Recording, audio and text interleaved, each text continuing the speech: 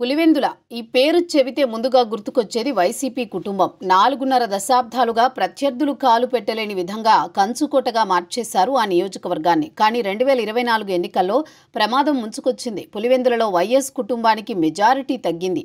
రాజకీయ ప్రత్యర్థులు సవాల్ చేసే పరిస్థితికి వచ్చింది. కడప జిల్లాలో కూడా వైసీపీ కుటుంబ హవా తగ్గింది. 10 అసెంబ్లీ నియోజకవర్గాలకు గాను వైసీపీ 7 చోట్ల ఓడిపోయింది.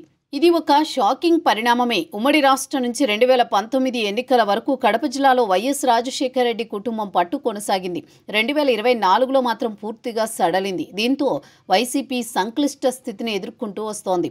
సరిగ్గా ఇటువంటి సమయంలోనే పులివెందులలో ఉప ఎన్నిక వచ్చింది. దీంతో ఇక్కడ పట్టు ఎవరిది అనేది తేలిపోనుంది.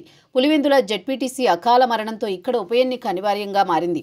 అయితే పోటీ చెయ్యాలా వద్దా అని తర్జన పడిన టీడీపీ పోటీ చేసేందుకే మొగ్గు చూపింది. ఆ పార్టీ అభ్యర్థిగా టీడీపీ నియోజకవర్గ ఇన్ఛార్జ్ బీటెక్ రవి సతీమణి లతారెడ్డి ఉన్నారు. వైఎస్ఆర్ కాంగ్రెస్ పార్టీ నుంచి తుమ్మల హేమంత్ రెడ్డి పోటీ చేస్తున్నారు. దీంతో పోరు ప్రతిష్టాత్మకంగా మారింది.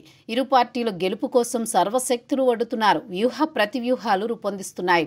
అధికార టీడీపీ కూటమిలో 3 పార్టీలు సమన్వయంతో ముందుకు సాగుతున్నాయి. ఇక్కడ ఉప ఎన్నిక MP Avinash versus BTech Ravi అన్నట్టు మారింది. వైఎస్ఆర్ కాంగ్రెస్ అధికారంలో ఉన్నప్పుడు బీటెక్ రవి దూకుడుగా ఉండేవారు. ఒక ముఖ్యమంత్రిని ఢీకొట్టేలా అన్ని ఏర్పాట్లు చేసుకున్నారు. పెద్ద ఎత్తున నియోజకవర్గంలో కార్యాలయాలు తెరిచారు. టీడీపీ శ్రేణులకు నేనున్నానంటూ భరోసా ఇచ్చేవారు. అయితే ప్రస్తుతం పులివెందులకు జగన్ ఎమ్మెల్యే అయినా బాధ్యతలు మొత్తం చూసేది అవినాష్ రెడ్డి. జగన్ సీఎంగా ఉన్నప్పుడు సైతం ఆయనే బాధ్యతలు తీసుకునేవారు. అటువంటి అవినాష్కి ఇప్పుడు ప్రతిష్టాత్మకమే. జగన్మోహన్ రెడ్డి నేరుగా రంగంలోకి దిగే అవకాశం లేదు. ఒకవేళ జగన్ ప్రచారం చేసి పార్టీ అభ్యర్థి ఓడిపోతే సంక్లిష్ట పరిస్థితి తప్పదు.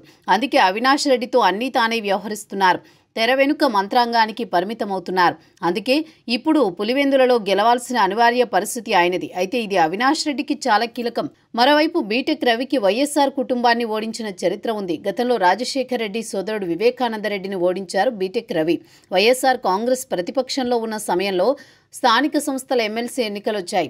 ఆ సమయంలో టీడీపీ అభ్యర్థిగా పోటీ చేసిన వైఎస్ఆర్ కాంగ్రెస్ పార్టీ అభ్యర్థిగా బరిలోకి దిగిన వివేకానంద రెడ్డిని ఓడించారు బీటెక్ రవి.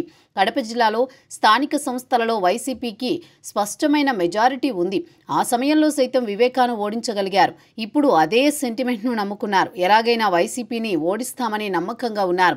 ఈ నెల 12న ఎన్నికలకు సంబంధించి పోలింగ్ జరగనుంది. 14న ఫలితాలు ప్రకటించనున్నారు. చూడాలి మరి ఎవరికి అనుకూలంగా వస్తుందో.